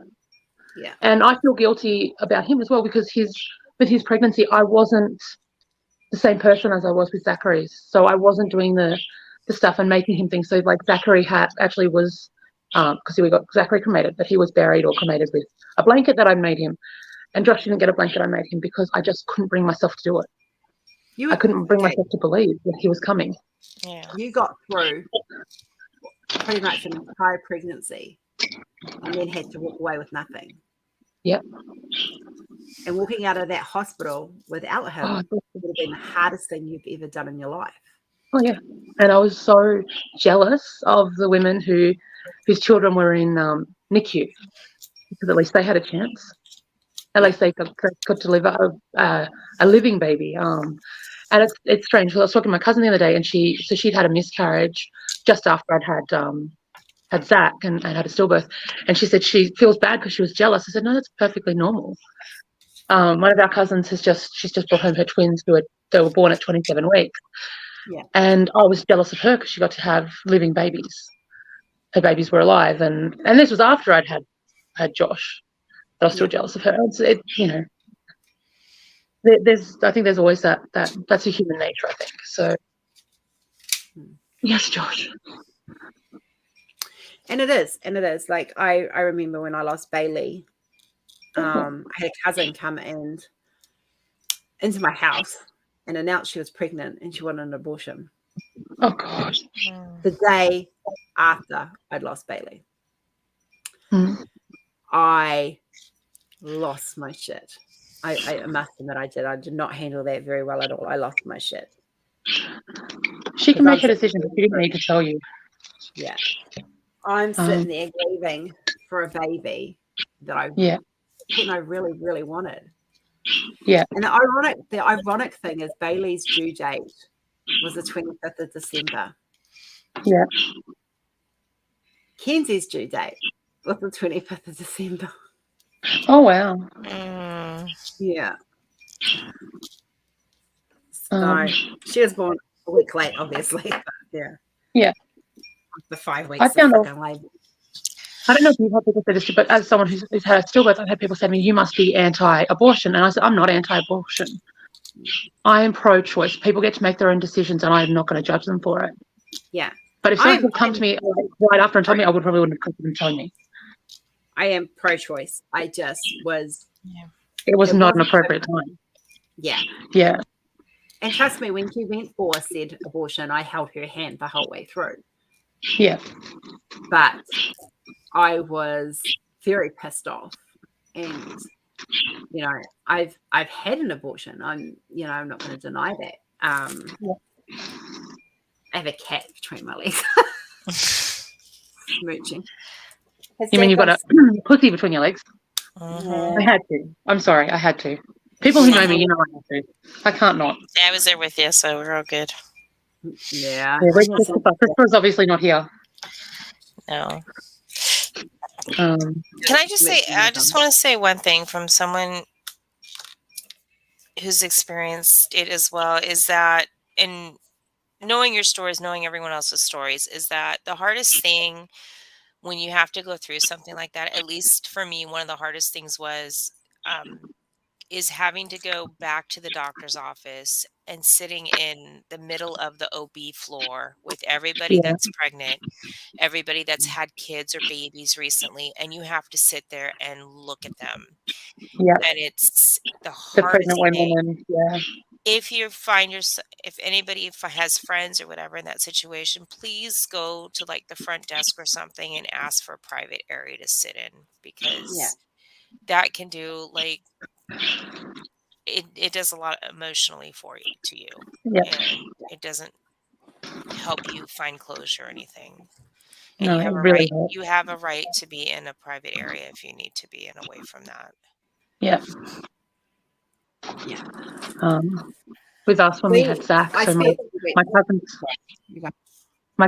cousin, his wife had a baby right after, or right around the same time, and friends of ours from church also had a baby right around the same time.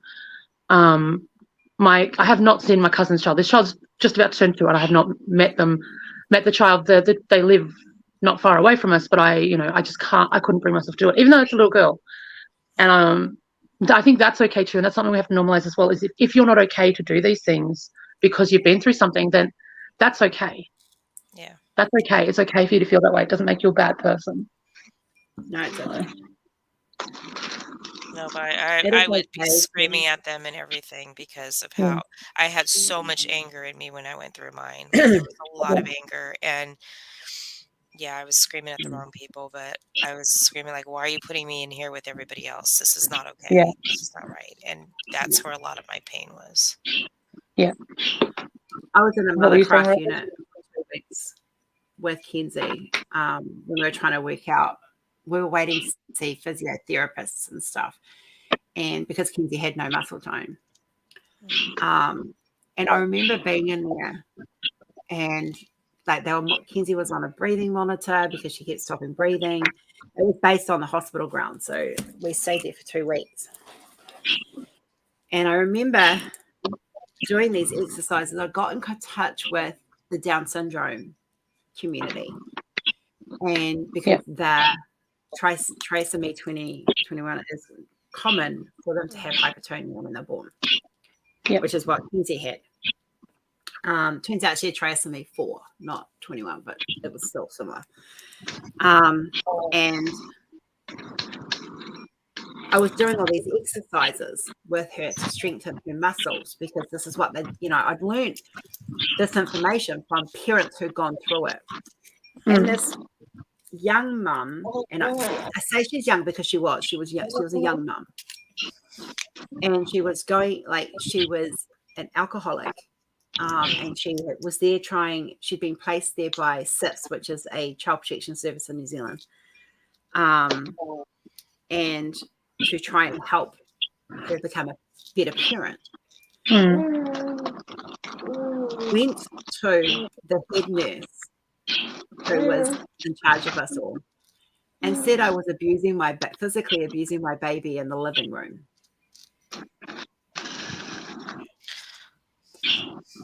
And I flipped my lid because the nurse came in, saw what I was doing, walked back out shaking her head.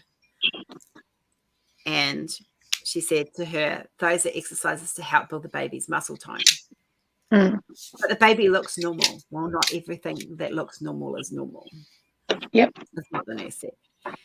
And I confronted her afterwards, and she was like, well, I don't even want to be here. Blah, blah, blah. And I was like, you ungrateful, two-faced, backstabbing bitch. Like, seriously, I went off my nuts. Yeah. And I had a problem with them there was like 4 of us in the unit, not including her, who had children who'd been gravely ill and we were fighting to keep them alive, or fighting to, let them have some sense of normality, learning to deal with their needs that they need. And there was this mother who didn't even want her kid. Like, she didn't want to be there. She didn't want to fight for her kid. People like that upset me. Oh, Sandy, I'm sorry. Gail, you're right. It is okay not to be okay. Yeah. It is okay to feel the pain of a lost child. It is okay to grieve that child, regardless of how long it's been. And I'm going to say it's okay for you to be here hearing our stories and crying for yourself. Yes. And not for us, because that is grief. And it's like if you go to a funeral, sometimes you go to a funeral for someone and you cry for what you've lost instead of the person that's actually deceased. And again, that is okay, because that is how grief works. Yeah.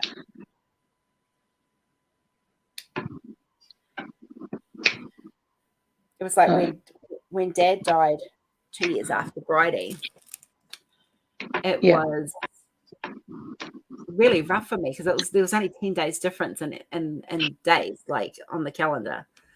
Yeah. Oh, 9 days. Bridie died on the 9th. Dad died on the 19th. And I remember when we got Dad's diagnosis of 6 weeks, 6 months. And I said I worked out 6, the 6 weeks was around Bridie's. Yeah. I said to him, and I turned around and said to him, don't you excuse my language, I went to him, don't you fucking dare die on the same day as her because you'll destroy me. Yeah. And he didn't. He died 9 days later. But you're allowed to be sad, brother. You are allowed to be sad. You know. And it is sad. And you know, you've got your own grief as well that you're dealing with, Jeremy, and as you know, grief doesn't end. No, it doesn't end. You just learn to fake it better. Not grief. You don't fake grief. You fake being normal and getting over it. We to this day can't see a butterfly without going, "Hi, Brian." Yeah. Even to I'm the being day. kicked in the back. You what? He's kicking me in the back. He's laying there. He's moving stuff down. Child with diagnosed with cervical cancer. Doctor wanted me to. Oh, Sandy. Look, Jill, I take my hat off to you. I know what the cervicals are like, let alone being pregnant with it. Wow. Yes. I can't imagine what that's like. And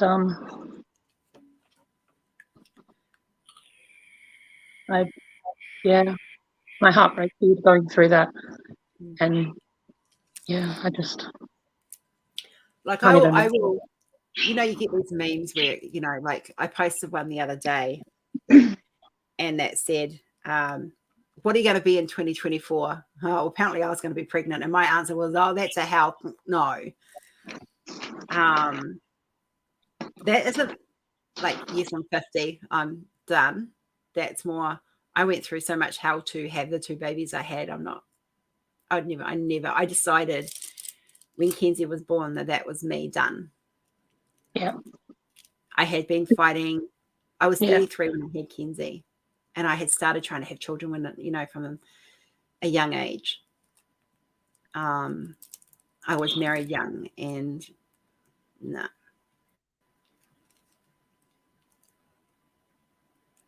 Thank you, Sandy, and us to you, love.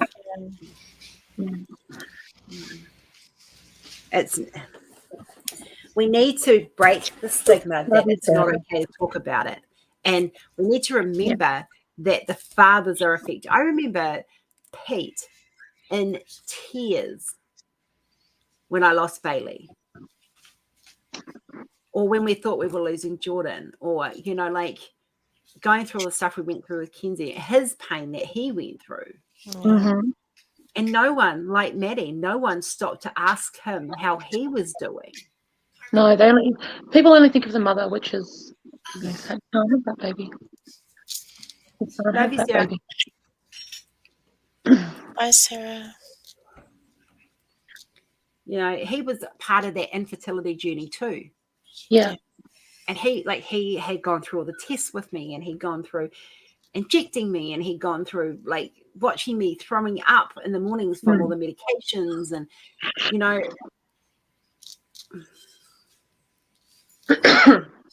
and, you know, it's just. Yeah, I had to have injections during my pregnancy, and Matthew had to do it because I couldn't do it. Yeah. See, I wouldn't have a problem now. I inject myself every week. The things I do to be healthy-ish. Or try and get healthy. Yeah. And going through it with a supportive partner is definitely makes a difference from what I've heard of other people's stories. And Matthew's a very supportive partner. It put a lot of strain on us. Yeah. It did. By the time we lost Brady, the strain was broken. Like, we were broken. Yeah. There was a lot of things going on. And we are still friends. We are still parents together. We still have raised our children together. We don't always agree. We don't always see eye to eye. He's one of my biggest art fans. Like, we're in an art family chat for Jordan because we're all, you know, Pete's an artist, I'm an artist. And so we come together to support our son in that aspect. How you doing, baby? So you know. It did put a lot of strain, and we did end up obviously not being together. And it's been weird in some ways being in a relationship where I haven't had to worry about babies. Yeah. Because I've been, since the age of 20, I've been in 3 serious relationships. And the first 2, it was about trying to get pregnant and trying to have a family and try to, you know, and then, and, you know, and that was part of the reason why the first one broke up as well, was because I couldn't have children. But being in a relationship where Roy and I set that boundary fairly quickly early on. And, you know. Well, he has children as well already, doesn't he? He has 4, is it, or 3? Yeah. So he's got 3. He's got 3 girls. Yeah. So between us, we've got 6 children. Yeah. By the time we got together, Bridie had already passed. But he knew Bridie. And we're actually, this Christmas, we're looking forward to having two of the kids home for Christmas. And on top of with Kenzie, of course. I mean, I have a stepdaughter as well. My stepdaughter is 13. She lives with her mother. She visits with us occasionally. Yeah, she's like a typical 13-year-old. And by saying stepdaughter, it doesn't actually remove anything. Like, it's just, that's who she is. That doesn't mean I don't care about her. That doesn't mean I wouldn't do anything for her. And I know you feel the same with your stepchildren, that but they have a mother. Like, I don't need to be her mum. She has a mother. Like your stepkids, they have a mother. It doesn't diminish anything, and it doesn't mean that they're less of your family by saying that. That's just a title. I also had a stepfather, which you did as well. Would you call your stepfather Dad? I called my stepfather Ray because, again, I had a dad in my life. Whereas I didn't have a dad in my life. Yeah. I've lost 2 dads in my life. Not easy either. And my mum, who we thought we would lose earlier on, is still fighting and going strong. So go figure. Yeah. I mean, I lost my stepdad, and I've lost my grandfather, my paternal grandfather, my maternal grandfather. My paternal grandfather's gone as well, but my maternal grandfather, who was also a father figure in my life, and so I've lost those 2. But my dad is still here. My mum's dad was my rock. Like, he was the one. One day I will, and I don't want to do this conversation while my mum's still alive, because it's not fair to her. Yeah. To drag that out. But one day I will share the road of what it was like to be sexually abused for 16 years. Yeah. But that's got to be something you're ready to talk about. If it's not today, then it's not today. And it's like anything else. Your journey, your story, and you have the right to decide if you're ready to talk about it, when you're ready to talk about it, and who you're ready to talk about it to. But I had a very strong bond with my grandfather, and I feel him around quite a lot. You know, and I was blessed with 2 dads. My biological dad loved me. His life was taken by stupidity, let's be honest. And I was blessed with a second dad who we didn't always, as a teenager, I was a rebel. I was goth. I was, a nightmare. I was, but he stuck by me. When Kenzie was sick in hospital, all I had to do was ring him and say, Kenzie's in hospital. And within an hour and a half, 2 hours max, my dad was walking through with Mum, but he was walking. It was him I needed. It was him. Yeah. I needed to see. Some of my most precious photos that I have are of Dad with Kenzie and Jordan as babies. Yeah. And I just wouldn't trade those for the world. Yeah. And that's still raw. That one is still a little bit raw. I don't think it ever stops being raw. No. My dad's actually the one who, because I was living here, my dad lives around the corner. I was living in Queanbeyan when my stepfather passed, and my dad was the one who come and told me because my sister didn't want to tell me over the phone. And my dad then drove in the middle of the night, drove me three hours away to my mum's, and then drove back to Canberra because he knew I needed to be with my mum because it was her partner. It was. I mean, my father's not always perfect. No parent is, But that was, one of those things that Yeah. he I got. had a friend Yeah. who woke up at 11 o'clock, and she suffers from crypts, so she was in a lot of pain. And she drove me all the way up to Auckland, which was a 2.5-hour trip just to get there. Yeah. So that I could walk through that door the day Dad died. And I literally walked in there like just after midnight. Yeah. I couldn't tell you what time we got there. And it was dark. And when we got there, they'd only just when we were about to pull up, my dad rang to tell me we were about to pull up to see if it was okay for us to come inside. And she's like, they're taking him down the stairs, so give it a couple of minutes. So because my mom's house is 2-story, so we did that and we came in. My dad's let me out and he's made sure I've got to the door. But as I've gone to walk to the door, the people who were putting him in, like to take him to the coroner, they're like, "Oh, he's in here. You're the other daughter. He's in here if you want to say goodbye." I'm like, "No, I don't really want to see my stepfather's dead body. Thank you." That was a bit hard. It wasn't something, with Zach, when Zach died, we didn't really let anyone see him either. So we did have a private viewing after the funeral. And the only person who came in was the pastor, who I'm close family friends with the pastor's family, with their family. And he came in and he was just to pray a blessing over him. But we didn't really want anyone else to see that either because it's a very confronting thing. And it was also very private. Sorry? We cleared out the room that Dad died in because he died in his bed. And we cleared out the room while he was off being embalmed. And they brought him back in his coffin. And we literally, all of us, his kids and me, and Aroha, my doctors, all sat around. We sung, we told stories. He was in the house for like a week, I think. And we slept with him, like in the same room with him, because it's part of the Māori tradition that you don't leave them alone. And we were waiting for family to arrive from down south and overseas. So that's what we did.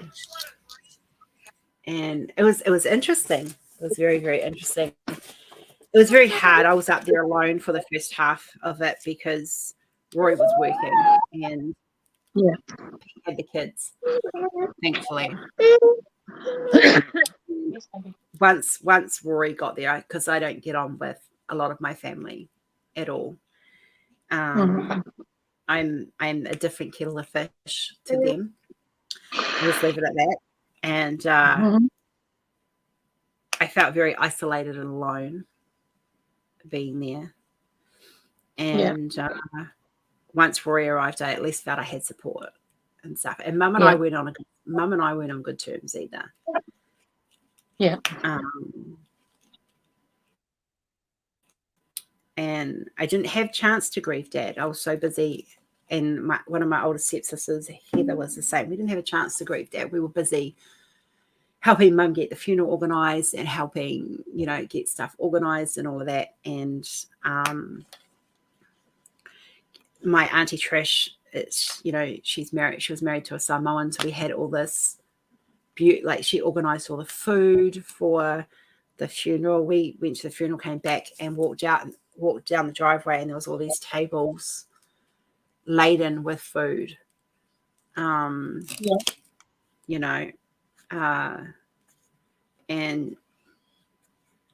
it was just, there were certain members of the family who I will always be forever grateful for the support that they showed us and Mum. Yeah. And then there's some that I would like to literally take out to a firing squad, but they were just terrible to deal with. Please don't pull my shirt down, Bob. And like when Bridie died, there was 2 families that came together. Yeah. Her biological family and then her adoptive family. And what kicked me in the teeth was the same church that refused to have her in the church and told us that we weren't allowed back if we were going to have her in our lives. The pastor had the audacity to turn up at a funeral. And he came to me and he said to me, he goes, "I'm really, really sorry." I went, "Don't. just don't talk to me. Like I said to him, this is not the time or the place. You don't get to try and ease your conscience. Yeah. And he goes, because he started talking about, like it's going to be, I won't be able to see her in the afterlife. I went, no. You don't get to tell me that on the day that I'm burying my adopted daughter, who was mine. She was mine. You don't get to tell me that I'm not going to see her when I die. The only person who gets to, just as a Christian myself, the only person who gets to decide that sort of thing is God. Yeah. And we're not meant to judge. But so I was just, I walked away from that and just like, and I had, I think it was Shah who was with me at the time. She was just like, just breathe. I think I was puffing like a freaking chimney that day. Yeah, I don't blame you. It's, yeah. Burying someone you love is awful, and we still have, so it's going up to 2 years from Zachary's, we've lost Zachary, and we still have his ashes because we're not ready to actually not have him in our home. We don't want him to be alone either. And we had Matthew's brother-in-law came over with Matthew's sister and brother-in-law came over, and the brother-in-law was trying to touch it, like, because he asked to see where it was. Matthew showed him where it was, and we touch it, and Matthew's like, no.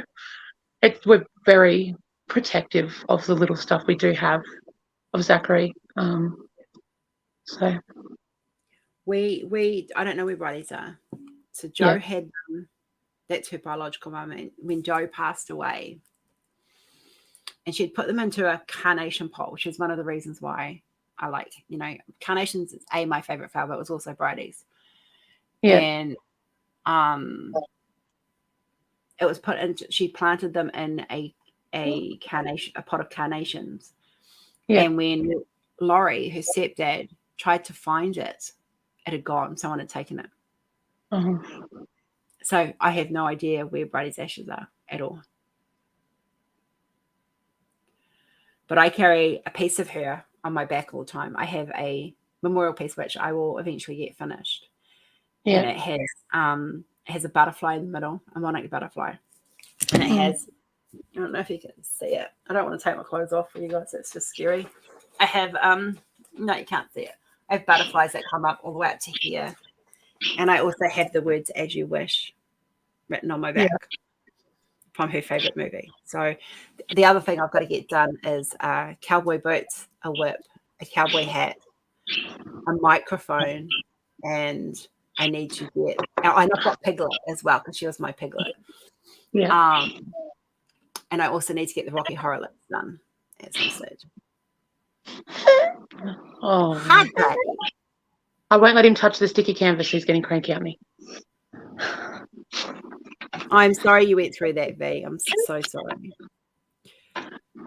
Well, it's midday, guys, so that's us pretty much done for the day. I know this isn't our normal diamond painting thing, but for this month, we want to encourage you guys to come on and come and tell your stories. We can have up to, I think, 5 or 6 people at a time in here. So we can fit another 3 people in easily. We will be seeing Josh every Wednesday. Yay. I can see him anytime I like. I just got to ask for a photo. So is it your lunchtime? Yeah. Also, he's hoping Daddy will ring. I think. But yeah, it's lunchtime. And I think he just wants Mummy's attention. Oh, stop pulling my hair. Stacey, would you like to share more of your story next week? We can't hear you, baby. You're muted, I think. Yeah, we can share a little bit of it. You're welcome, Gail. And just remember, guys, if you're doing canvases, I don't care where they're from. I really don't. And you're on Home of Rose Profit Group, please share what you're doing. We would love to see them. We want to share with you, and we want you to share your stories as well. So please share your canvases. I'll be starting back to doing 1 section a day on this for the rest of the month. I'm over halfway. But ironically, this month I'm actually getting up to the girl I've next Friday. So I do diamond painting as I'm able to because someone decides they're going to climb all over me. Yeah, I well, know. I'm trying to get a certain person's Aurora finished at the same time because I have to well, paint. I have to paint the prize for next month's event yet. Yeah. So I'm guessing that Christopher's not here because he hasn't said anything inappropriate. Which he might be here and just be being being for the next one.